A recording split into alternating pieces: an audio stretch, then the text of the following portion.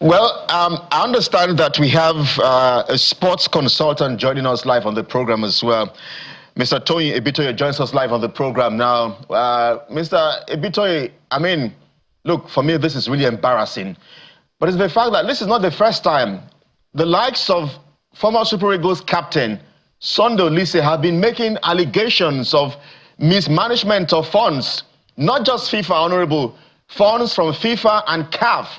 We've gone through this path for quite some time. So, Mr. Ibitoye, from the standpoints where you are, how embarrassing is this for us as Nigeria? I mean, the Honorable has tried to make comparisons with stadium in Kenya, and I'm wondering, Kenya is the country we are comparing, quality of stadium builds with. In Saudi Arabia, there's a trending video where the country is proposing to build a 46,000 capacity stadium hanging above the air thousands of miles. How embarrassing is this conversation for the image of this country? Well, I think it's a reflection of how we take sports generally in Nigeria. It's a reflection of our attitude to sports development, particularly sports funding. All of these stories about, mismanagement and all of it dovetails into the fact that we can ask ourselves a few questions about the investment we've made in our sports.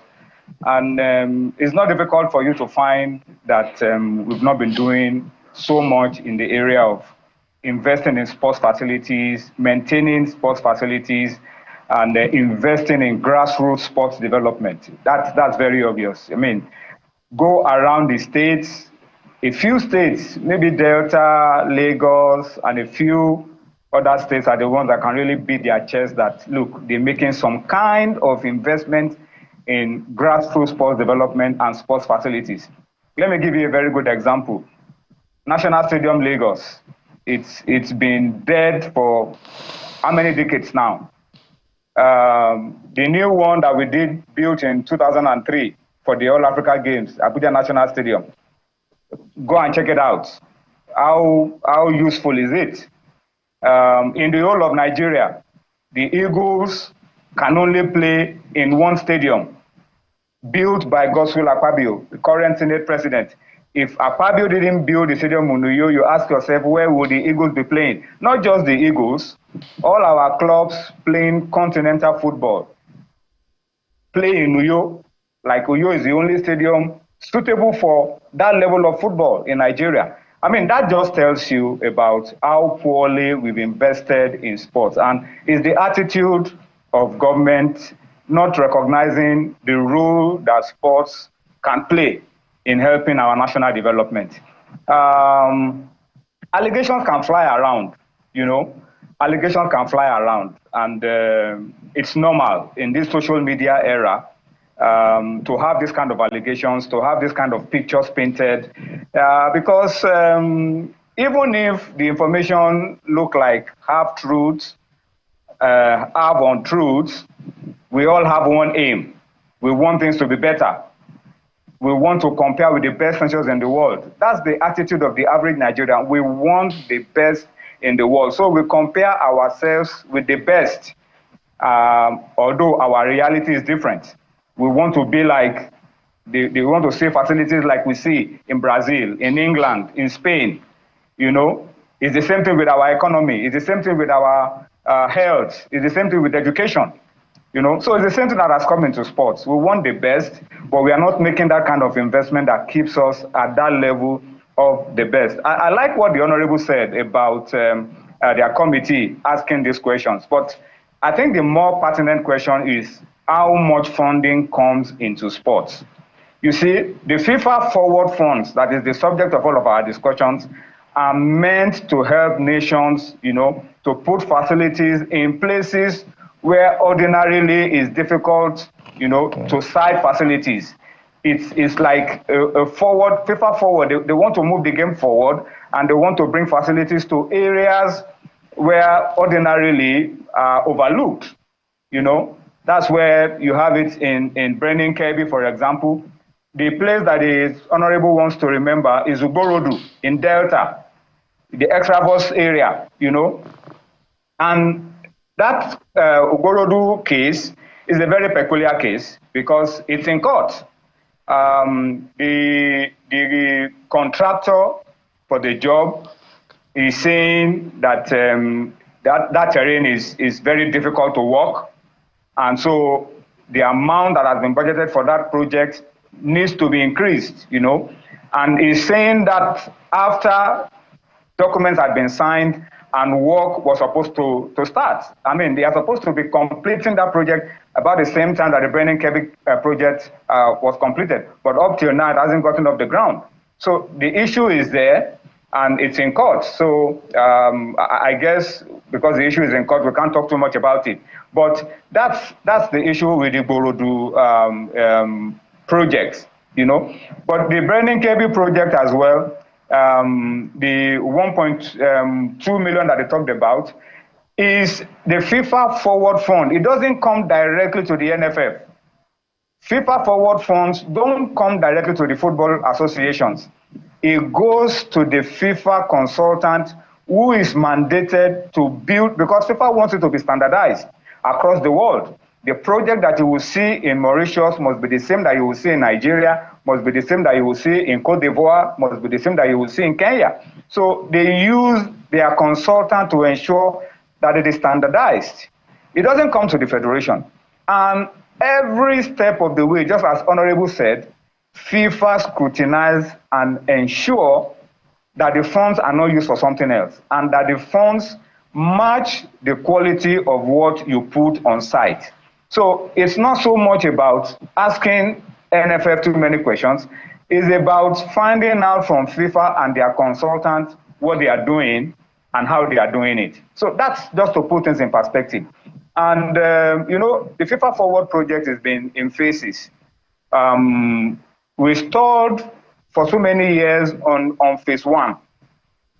The FIFA Forward 1.0 phase was the one that produced the FIFA Go project in Abuja. And for a long time, we stalled on it because you need to convince FIFA that you are ready for another phase, And so the FIFA Forward 2.0 is the one that brought about this Brennan Kirby Stadium and the Uborodu Stadium that is having this challenge that is already a court case, And for a long time, they were not able to access funds for FIFA Forward 3.0 until they were able to satisfy FIFA and their auditors about the state of affairs with the FIFA Forward 2.0. And thankfully, the FIFA Forward 3.0 is on the way.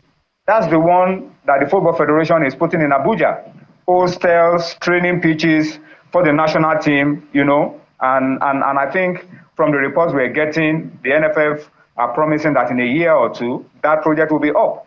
So that's what's going on right now. And I think it is important for us to situate all of this so that we can understand what we're talking about. A lot of people have mixed up a lot of things, talking about how much FIFA has given to Nigeria Mr. from Ibitoye, if you can hear me. 2014. If I may come in there now, but even the Kirby project, it's recently trended in an online video where it was used for a FIFA advertisement, which drew outrage and questions about the funding row.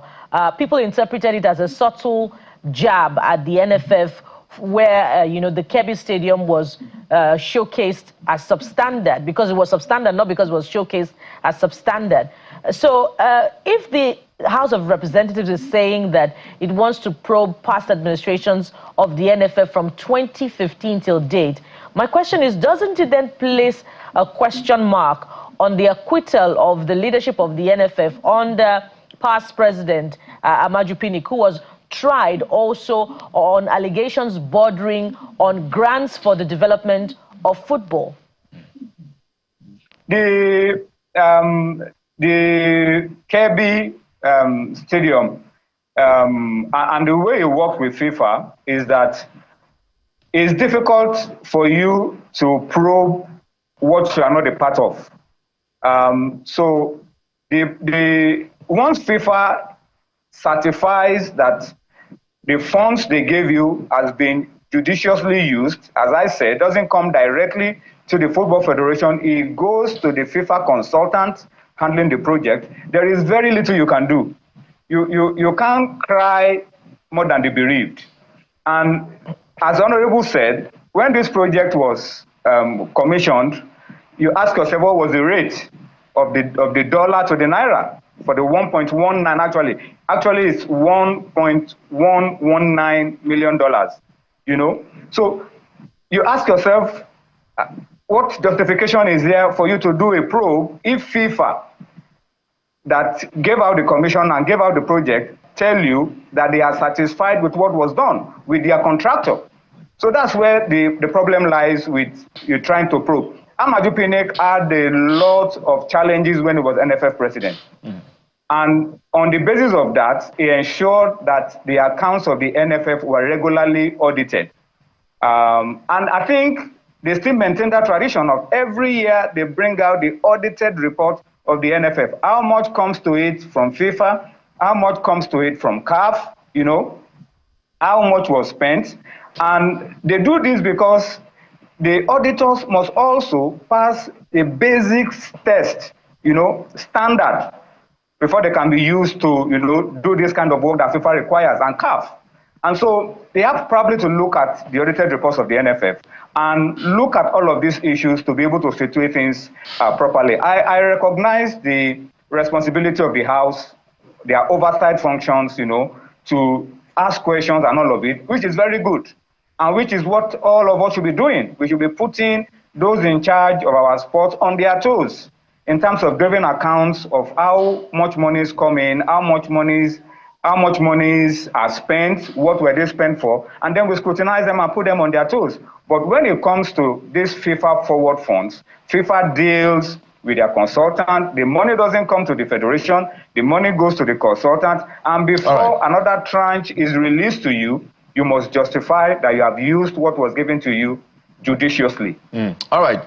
I like the fact that, you know, as a sports person, you've had to help us break down just how these funds work. Yes, FIFA consultants, some would say, well, we know how the working maneuverings and manipulations sometimes work with these things.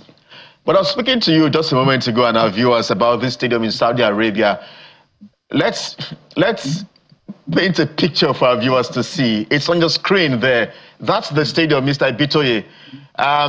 The vision for Saudi Arabia is for 2032, I think, to get that stadium ready. 34. 2032. 34. It will be ready 2032. Yes. But so, you're looking at the 2034 World Cup. As a Nigerian, I can't tell you how how sad I feel that, you know, we pride ourselves as the giants of Africa, you know, the most populous black nation on the surface of the earth. But yet, we can't even host the World Cup. South Africa has. And you can see what the Middle East is doing with sports. With the talents that we have in this country, the young people make up more than 60%. We have talents in different aspects of sports. So I'm wondering how do we get to perhaps put an end to, and where did we get it wrong in terms of sports? Because you look at the likes of, when you remember 94, 92, the likes of Kanu Nwankwo and Jeje Okocha when they were young and how they brought glory. Some of those guys went to international competitions representing Nigeria in football and athletics. How did we get it wrong in this country that now we are a shadow? Thank God for the Super Falcons of Nigeria. If not, for the male team, we have remained a shadow of ourselves, whether it's football, whether it's basketball. You see, you could see a smile on my face when you were showing the pictures of Saudi Arabia and what they are planning for 2034 World Cup. They said that stadium will be ready in 2032. And I was going to say, you are traveling too far. Just go to Morocco and see what they are putting in place, you know. But, you know, honestly speaking and sincerely speaking, it all comes down to how I opened my debate this morning. Government funding of sports, it's utterly inadequate. You are talking about a stadium that is several meters above sea level in the skies We are talking about the ones that are here. Have you taken a visit to the National Stadium Surulere? Okay, if you say that one is a national stadium, what about the Teslim Balogun that is the Lagos State Stadium? Have you walked close to the place of late?